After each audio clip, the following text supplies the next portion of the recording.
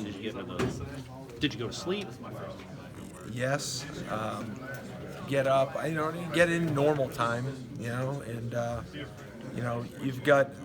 Today's a different day because you're waiting on some things. Your schedule's a little bit more dependent upon the families and the student athlete. I mean, we give them a time frame when we anticipate things to come in, but you don't really always. You try to anticipate the things that can come up. Sometimes you got to react, but for the most part, you trust the work that you did, and for the most part, what happened is how we thought it was going to happen. What does it say, I guess, about you guys and Coach Norvell as a person to, you get 16 commitments in 10 days? I mean, a lot of these guys were committed before, but to get them to hold on. Well, and I don't want to say that. I mean, it's 16 commitments, but it's 16 signees, and it's a tribute to the university. It's a tribute to the staff that was in place. And then we came in, we were ourselves for the last week or so, and just made sure to give them reassurances that the reasons they picked Florida State were still in place. How much do you think credit that goes to Coach Norvell and sort of his personality and the way he is able to connect with people in a short amount of time? It's critical. I mean, your head coach is your front porch, so for us to have Mike in place for that last week was critical to this happening.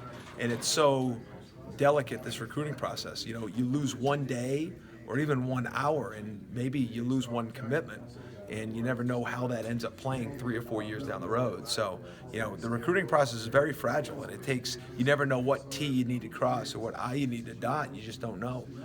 But Mike knows how to do it, and we came in here and kind of filled in the spaces and the void that need to be filled this weekend, and we're able to pull out a good class so far. With that being said, how have you handled the past 10 days? Coach Norvell talked about necessarily the tribulations of having this much to do in this amount of time period. Yeah, it's sensational. Just to do your job in a short amount of time, you need to be at your best all the time. So that was good. I enjoyed it because you're trying to recruit, number one, develop the relationships with the current players, and then put together a staff. So those are the three things that we've been really focused on, and whatever you were doing was really the most important thing, and you'd have to make sure you were on the right phone, to make sure you were talking about, but the subject was always going to be the same. It's just who you were directing it to. To go ahead and get Josh Griffiths back on board. Huge. How big is that? Especially the position of need, too, I guess. Huge. I mean, with us, it's not about schematics, but we're going to go to a 4-down front, and we're going to play with 2 edge players. So to put another player involved with the current players, to get that done, give credit to the staff that was here. Odell did a great job with that one, and Josh was a pleasure to be around for the weekend. He is a true Seminole.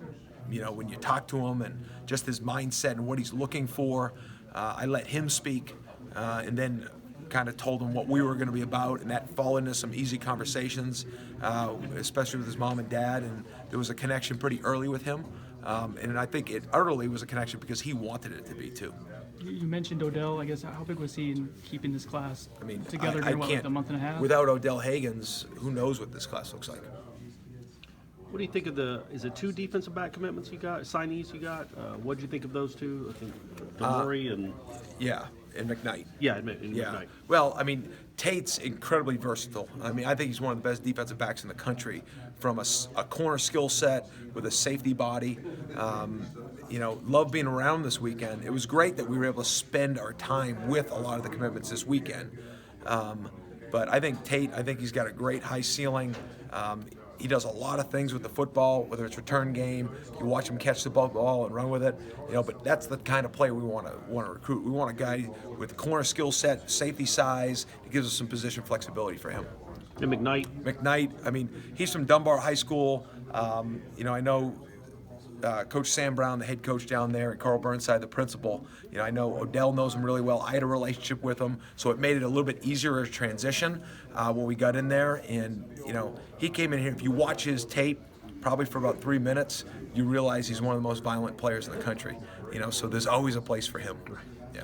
What was it like just being in that meeting room today as a staff? I assume it was pretty fun in there given the way the news went, but just the dynamic with you guys. Well, it's just there's a lot of new relationships being formed. There's some older ones that are still being formed or you reunited. So, it's just we're all pulling for Florida State at that point, and we're all waiting to hear the same thing, So, it was good, but it's just, again, today's a big day, but it's just a day, and it's about making sure we finish tonight. There's still a couple of them out there that we're going to keep trying to get.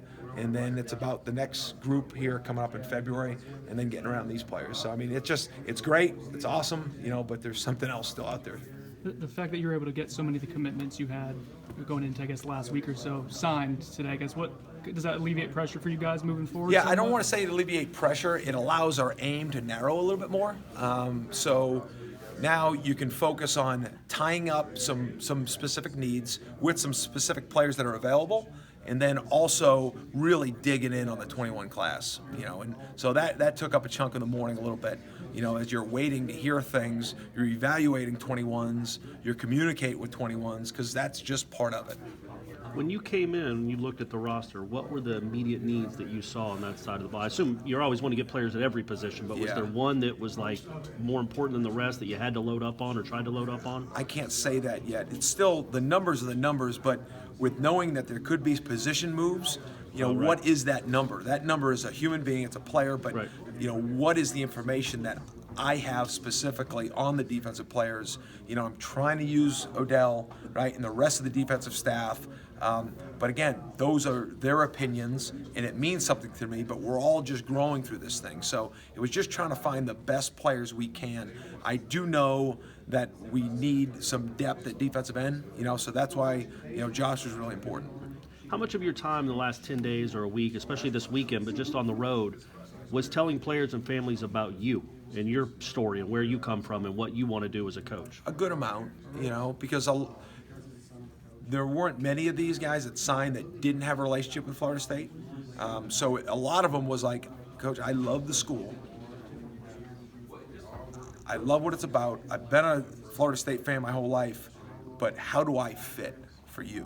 So once they say, how do you fit, you explain what the fit is from your standpoint. Will and you then go what up and his draw on a skills. board or, No, or a no, clip it's or just a anything? conversation. Okay. Yeah, conversation. Now on the official visit, we're able to take their abilities and show them on players that we've coached before. So that happens on the visit. But when it's just communicating on the phone or at their school, you're just trying to have a face-to-face conversation and just connect with them on a personal level of this is what we're looking for and this is why we think you're a fit. They're trying to find reasons why either they are a fit or they're not a fit, right? It depends on what direction they want to go. You're just trying to be as real as you can about this is who I am and this is why I think you'd be good for us moving forward. With the two linebackers that you signed, how do they fit into what you want to do? Well, I think McCluster and Dix Jr., I think they're both athletic players that can run and hit. It's neat with Javion. He's from Largo High School. I had recruited 2 players at Marshall University and coached, so they were all over him, and I had known about him since his freshman year. So when I took the job here and saw that he was one of our commitments, it made me feel really excited because there was some normalcy from me to know the people that have coached him in the past, which expedited the relationship with me and him a little bit. But he's grew up as a skilled player. He was a safety corner growing up, and now his body is caught up with what he's going to be, which is probably going to be an inside linebacker at one point. But I think he's got great range. He's got a great frame. He's physical at the point. Where Steven Dix Jr., he's a physically developed player as of today. You put him out on the practice field, he looks like a Florida State linebacker now. His movement skills are good enough to have an impact, and he's super mature. So we should get him here in January, and we should be able to expedite his process of getting ready to hopefully help us in the fall. You've talked about the excitement of some of the recruits that are now returning